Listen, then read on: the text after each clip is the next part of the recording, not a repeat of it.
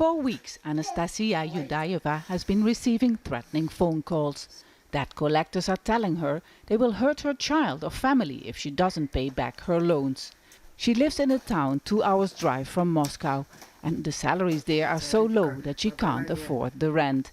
She was offered loans despite being a single mother without a steady job. But with high interest rates she's been unable to pay them back. I'm disappointed in myself, but it's true that these loans are available to everyone and it's very bad. There are a lot of such stories. I think I managed to deal with this emotionally because I have a child and I need to fight for his sake. But I heard very tragic stories of people who commit suicide. I heard a lot of these stories.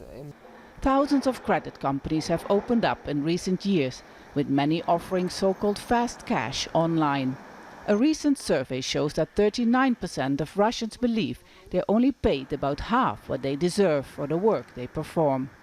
To help people to get better jobs, Moscow has started a pilot project that offers advice, training and psychological support to 250,000 people who have fallen below the government standard of living.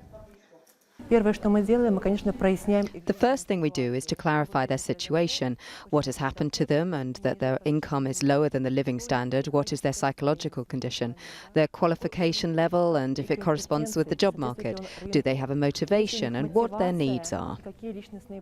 Since it opened 3 months ago, 22,000 people have visited the center. Most are women. Staff here say men are less inclined to look for help, because they view poverty as a taboo.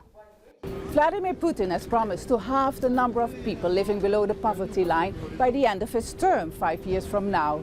But some economists say this is unrealistic, since the economy has to grow at least 3 times as fast to be able to achieve this. And they say low oil prices and sanctions imposed on Russia are only part of the problem, and structural changes are needed. Putin has criticized his government for working too slowly on national projects aimed to increase state spending. But even if they're implemented efficiently, some economists don't believe they will fix Russia's economic problems. What's happening is unreasonable distribution of the revenue and mistakes in the budget planning. I think until the paradigm changes, the geopolitical paradigm and the political paradigm on the top, that poverty will remain at the current level.